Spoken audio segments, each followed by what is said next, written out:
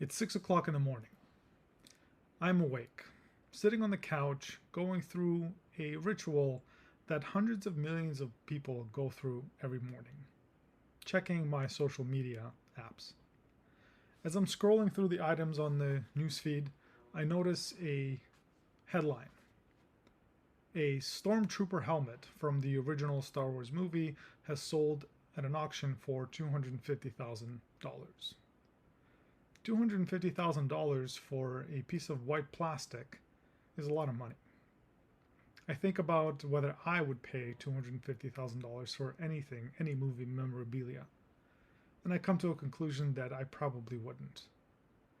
Then I realize, why would anybody pay $250,000? It's probably because of a story. A story that convinced somebody to part with their hard earned money. But it's not just any story. It's not the story of the Star Wars, although the helmet was part of it. It's not the story of George Lucas, although he came up with the helmet and created the whole Star Wars universe. It's probably not even the story of the actor who played the Stormtrooper in that original Star Wars movie. The helmet was part of a story of the person who bought it. Whoever bought the helmet had a Star Wars story running in their mind. A story where they were the hero. A story where they experienced whatever the heroes in the movie were experiencing. The helmet likely represented a major part of that hero's story, that hero's life. Whoever sold the helmet made a great business deal, and however they sold it, they likely sold it as part of a story. Story is how people connect and how people buy things and how people make decisions. That's how we make sense of the rest of the whole world. Nobody understands this better than Apple. In 1984, Apple came up with one of the most iconic commercials that there ever was. It was called 1984. And in that commercial, the video is shown of a woman in white tank top and orange shorts running through a movie theater with a sledgehammer. She runs to the screen. On the screen, there's a big brother type character telling the people who are watching him, who look all like drones, about being the conformity and listening to whatever he has to say. She takes that sledgehammer, throws it into the screen, and breaks the screen. Then the announcer says, on January 24th of 1984, you will see why 1984 will not be like 1984. And then the commercial finishes with a screenshot of a Mac computer, the new computer that Apple is trying to sell. That commercial, was shown during the Super Bowl, became such an iconic representation of what Apple had this wanted to be seen as, that they sold hundreds of thousands of Macintosh computers over the next 2 years. They were breaking records, and if they probably would have sold more had they actually had the manufacturing capacity to produce more computers. Happy with their success, the next year Apple decided to launch a Macintosh Office for Macintosh computer.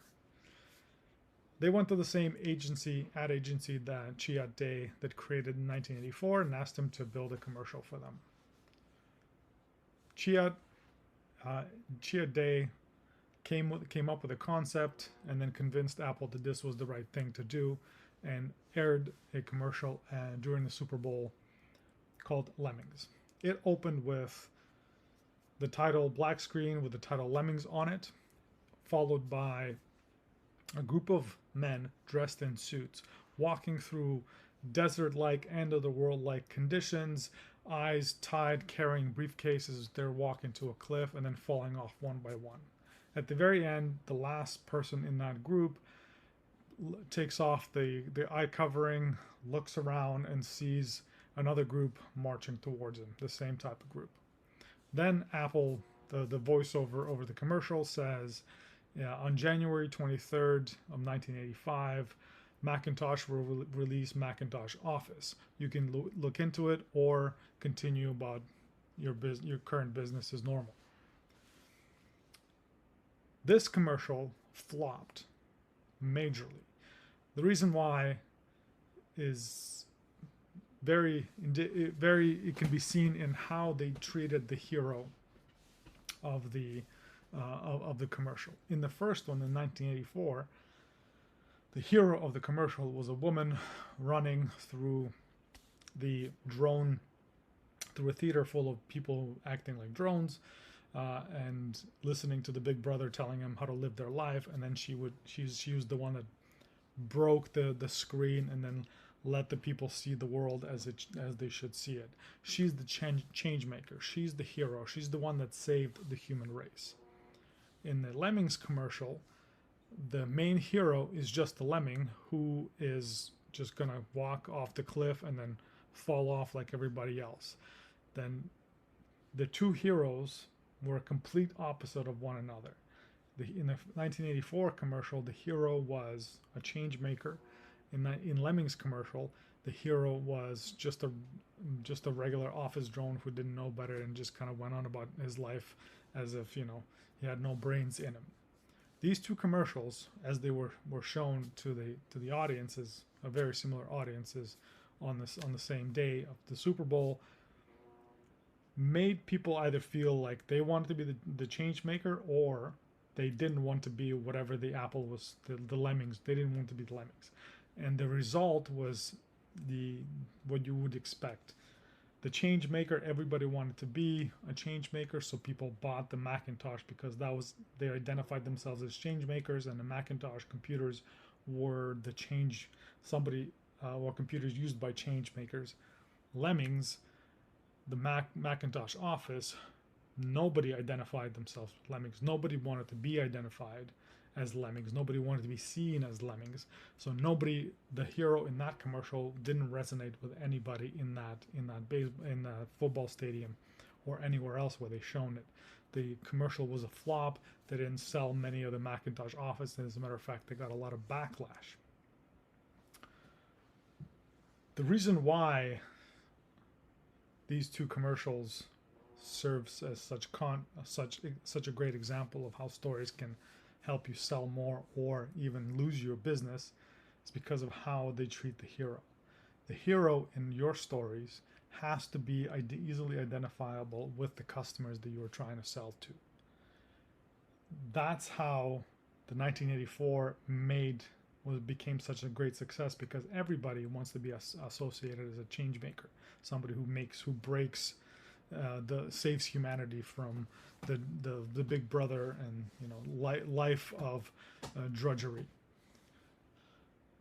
If you are thinking about starting a business, building a business, making more sales, all of these kind of things, what you really need is to have a story that your customers can identify with, something where they can see themselves as the hero, and as you tell it, they can make the connection between what the hero is experiencing, what the hero is doing, how the hero feels and thinks with what your customers feel, think, and do. That's what stories do. They bridge that connection between what your business stands for and what the customers are actually thinking about and standing for, and bringing that together through a story. If you want help crafting business stories, check out the link below. Set up a call with me, and we can take it from here. Awesome. Cheers.